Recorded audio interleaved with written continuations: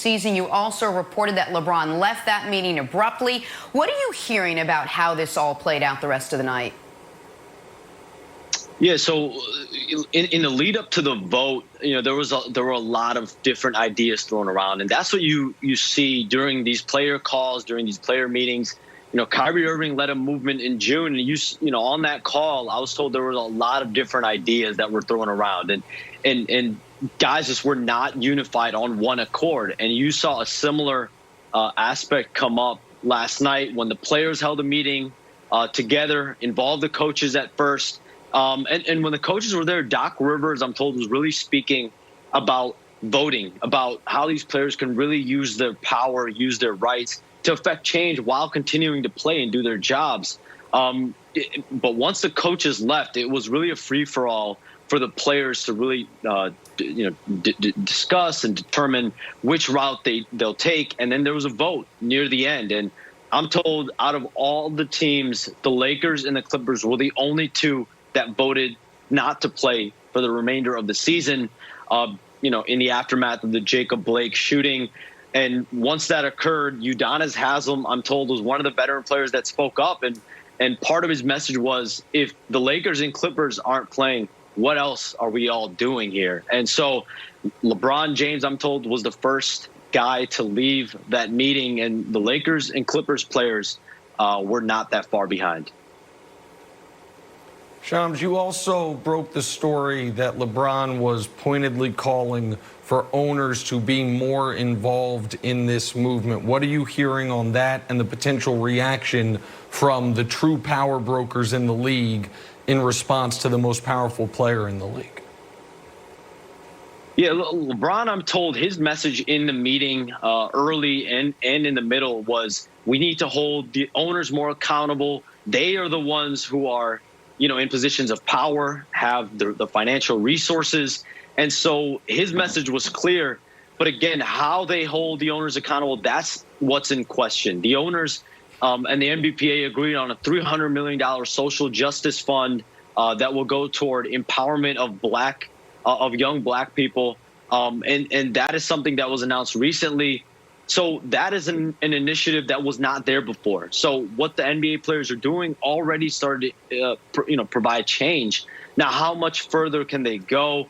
Was LeBron referencing, possibly politically moving?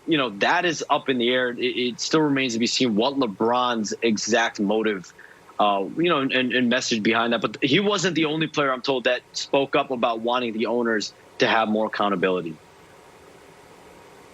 Sean, LeBron James, if we questioned LeBron James before and his motives, I don't know if it even matters anymore to even have this discussion, right? Like, this guy was the first one to walk out of this meeting. This is a guy who you put up there with Kobe Bryant and Michael Jordan, chasing success, chasing rings, Tom Brady. He's in that same category. For this guy to say, I'm not playing ball, how big of a decision and impact is that around the entire NBA?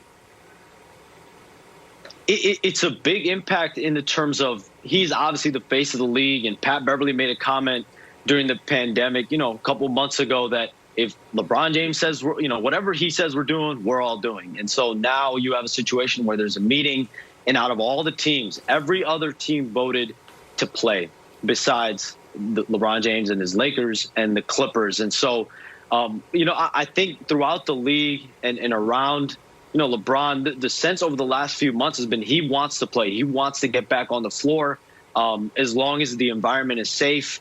All these star players, they wanted to play. Kawhi, Giannis, as long as the environment to play was safe, these guys wanted to get back on the floor. So last night was a true, I think, a stand. And for those two teams, obviously the two teams that are going to be competing in the Western Conference Finals, Brandon, for them to speak out and say, we're in favor of just leaving, going home, it leaves the season in some peril now.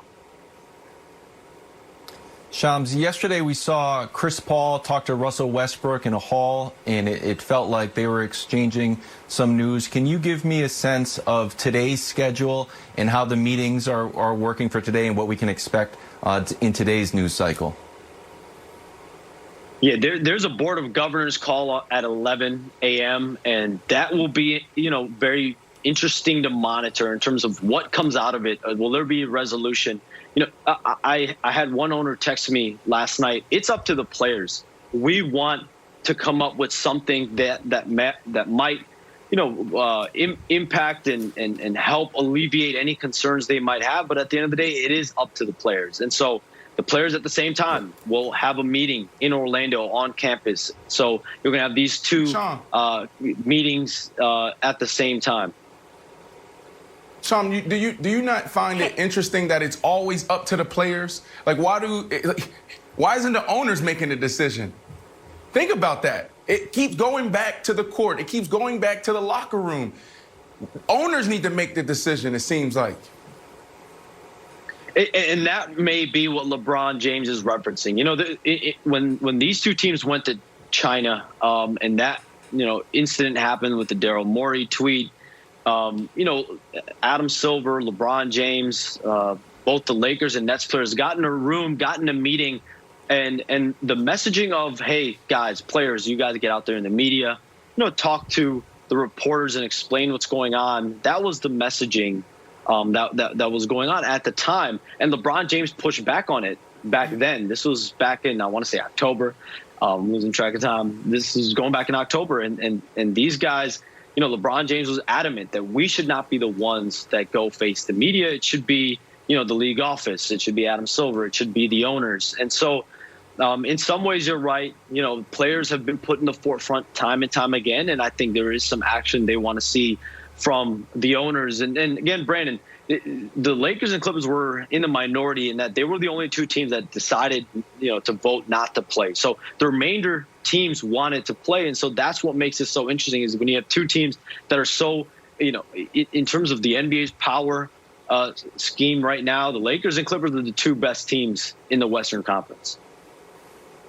Shams, let me ask you this. You've been in the bubble since day one. You've talked to the players. You're a part of the ins and outs. A lot of what happened yesterday, the boycott, is clearly in reaction to the Jacob Blake shooting. But I wonder how much of a sense you've gotten of the frustration, of the restlessness from these players that they wanted to do more, that maybe they felt like their voices weren't heard, and perhaps boycotting the remainder of the season is just an extension of that. How much have you heard? How much frustration has been boiling over from the players? I think it all can play hand in hand. I think that, guys got in the meeting last night and spoke and talked about how, everything we came in this bubble for, trying to spark change, it just has not happened. And I think it's a sense of maybe some hopelessness, trying to control the uncontrollable. These things, there was a coach that relayed in the meeting last night, like, these changes that the players want to make takes years upon years upon years. It does not happen overnight. It took Maya Moore multiple years in her quest after she left the WNBA, and she deserves to be applauded. But if these players are wanting to make changes, actions like last night when the Bucks called the Attorney General of Wisconsin, those are the types of actions that can potentially spark change. But not playing, I don't know how much that can do. Where will these players go after? Are they just going to